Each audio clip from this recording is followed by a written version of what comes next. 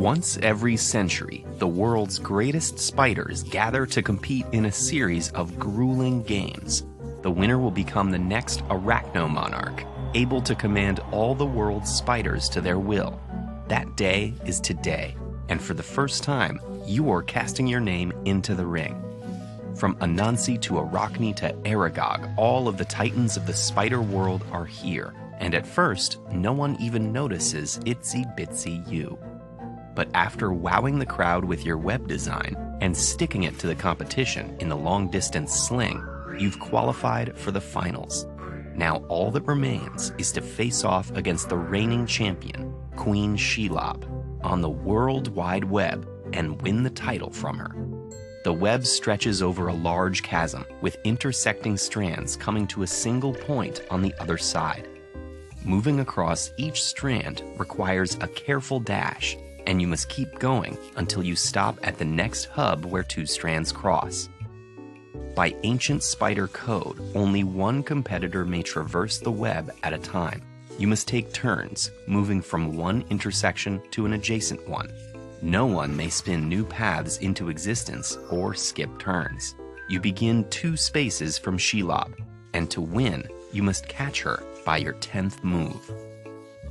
Can you attain the mantle of spider supremacy?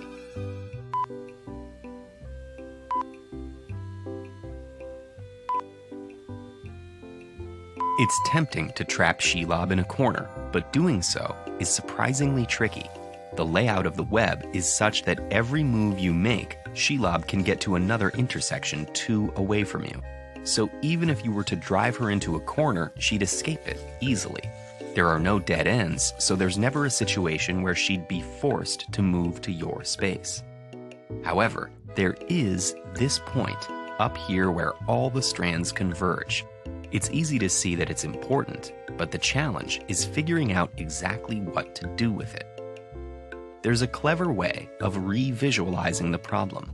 Try coloring every intersection one of 2 colors, say red and blue, where the same color never borders itself.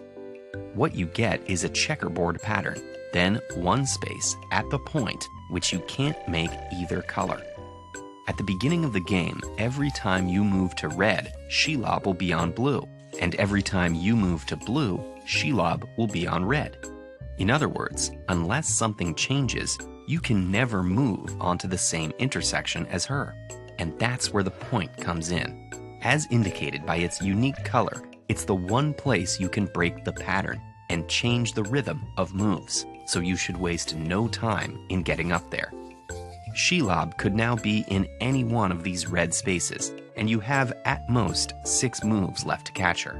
But thanks to the colors we've added, we can now focus on the one thing that matters the most, changing the color pattern.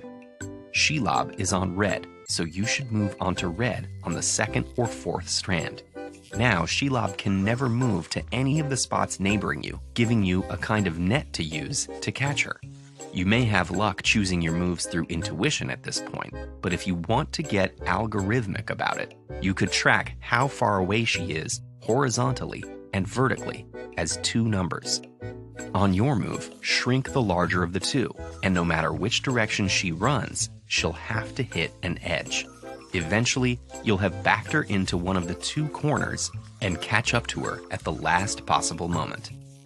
You snatch the ceremonial sash from your opponent and wrap it around yourself. You're now the Spider Supreme, leader of all the world's 8-legged wonders. Just remember, with great spider power comes great spider responsibility.